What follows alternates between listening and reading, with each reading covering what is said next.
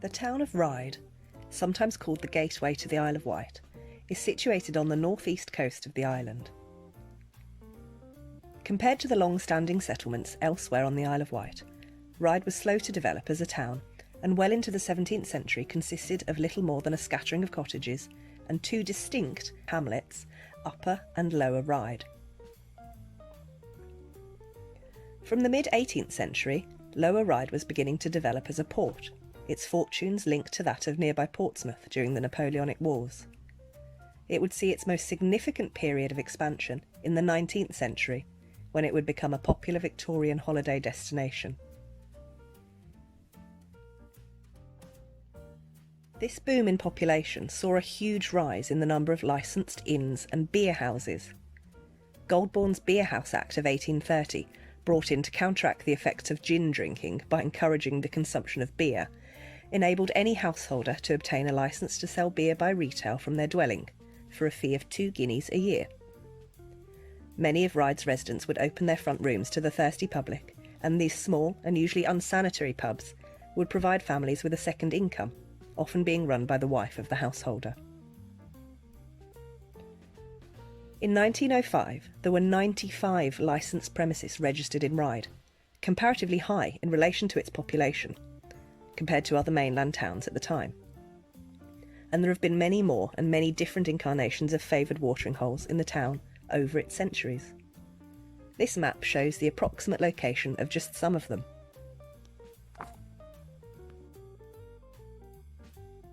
The earliest recorded inn in Ryde was the Ship, and it was situated on what would have been at that point in time the beach, and today might roughly have been at the bottom of George Street. In the year 1662, King Charles II spent an hour or two here playing cards, awaiting the tide. This particular establishment would remain open until 1790. One local legend is that of the ship's landlord in 1697 by the name of Civil. He was a mariner and spent most of his time at sea, with his wife remaining behind to look after the inn. He returned unexpectedly one day to find his wife entertaining some customers with more than just beer. Civil and his cronies proceeded to drink the pub dry. He then cast out his wife, closed the pub, and returned to sea. There are so many great stories from Ryde's pubs of the past, it's hard to know where to begin. In today's video, I'm going to take you on a walk from near the very top of Ryde High Street towards the seafront, and share some of the tales from just a few of the places that we would have passed.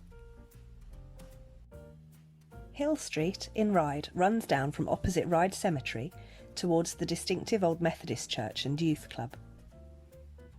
Along here on our left, purportedly at number 32, was a pub called the Gem Inn.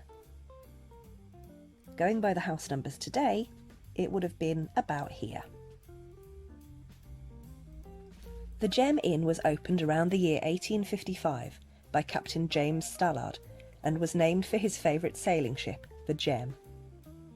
Captain Stallard was a well-known contrabandist, or smuggler. In those days in Ryde, to be a smuggler was thought to be quite an honourable calling, if one was fortunate enough to evade capture by the revenue cutters. Intimately knowing the local coastlines as he did, Captain Stallard did indeed evade the revenue authorities. Aboard his first vessel, the Fox, Stallard was once chased by a king's cutter, but the canny smuggler hoisted a keg of brandy up on the mast before running his vessel near a dangerous reef of rocks, swiftly tacking and leaving his pursuers miles astern. After retiring from the life of a contrabandist, he opened the Gem Inn, where he would tell tales of the good old days when French brandy was cheap. No amount of reasoning could convince him that there was anything wrong to the community in evading the tax upon spirits. If the government wanted money, they should find something else to tax other than good liquor. On the corner of Well Street, we walk past the residential block known as the London, on the site of which originally stood the London Hotel, which was built in the mid-1800s and demolished in 1980. If you were to walk further down the Upper High Street in any year from the mid-1850s to the early part of the 20th century, you would have come to several pubs and inns. The Sun Inn would have been on your left, having opened as far back as 1839 and closing in 1928. On your right would have been another pub, opened in 1853 and originally known as the Princess Royal. It was renamed the Bugle in 1870 until its closure in 1909.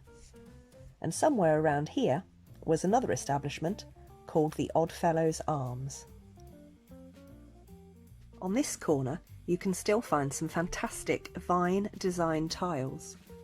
These are the original tiles to the entrance of the Atlantic Hotel, or Atlantic Tavern. Although you might think that themed bars would be more of a modern invention, back in February 1868, the county press reported that an enterprising young American had opened a new hostelry in the High Street. One fitted up in a real Yankee style and introducing several American notions to the town, such as new ways to economise fuel and a newfangled method of stopping the neighbours' chickens escaping.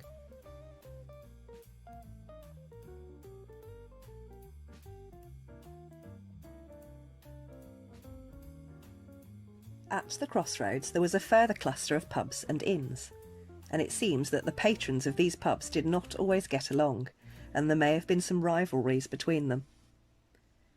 On the corner to the right once stood a pub called the Oak, renamed the Malt and Hops in 1872.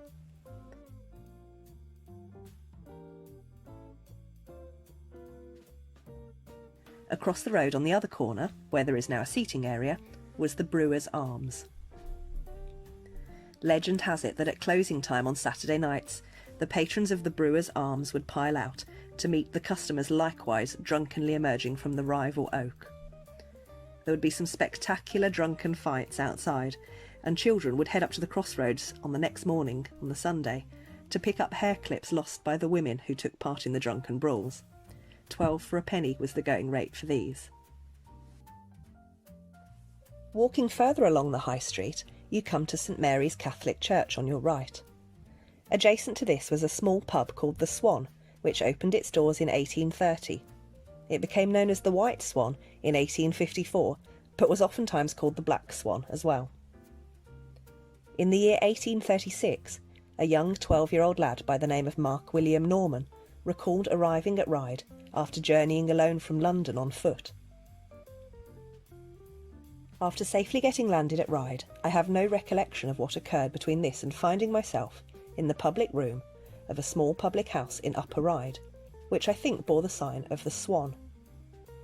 It was kept by an old man whom I think was an invalid, the business being conducted by a smart young woman of perhaps 20 or 25, a general favourite with the customers, chiefly watermen and a mixture of tradesmen and workmen. The evening was spent in general discussion and the singing of songs such as Banks of Allan Water and The Lass of Richmond Hill. Some time after I was in bed, I heard them singing and hammering on the tables after each song. The Swan closed in 1883, and the site was taken over by the adjacent church. Further still along the High Street, there's both the current site of the Star and its original location, where the fish and chip shop now is. If you take the opportunity to look up here, you'll see the fantastic eagle sculpture and the date 1895. This is the site of Louisa Lake's Eagle Brewery. The Lakes were a prominent Ryde family of brewers, marrying into another well-known Ryde family, the Duffets, who would go on to open the Lion Brewery close by. The Lake family opened and owned several pubs in the town, including the pub that I owned and ran from 2009, the Lake Huron. As well as the Lake Huron, the Lake family had the Lake Superior on Marlborough Road, which closed in 1996, and the Falls of Niagara on St John's Hill. The story goes that the Lake family wanted to name their pubs after the Great Lakes of America, but after two they couldn't think of any more, so they named the third after Niagara Falls. Continuing down towards the seafront, the High Street meets Union Street. This main strip of retail premises and hostelries was developed in 1801 and named after the union between Britain and Ireland in the same year. There are many pubs along Union Street, past and present, that have great stories to tell. But the final Ryde pub which I shall give some history on today is number 74 Union Street. It has gone through many incarnations, known as the Havana on its opening in the 1870s, the Bodega wine stores between 1875 and 1956, and more recently the Loft and the Liquid Lounge. It is perhaps most fondly remembered as the Beau Bars.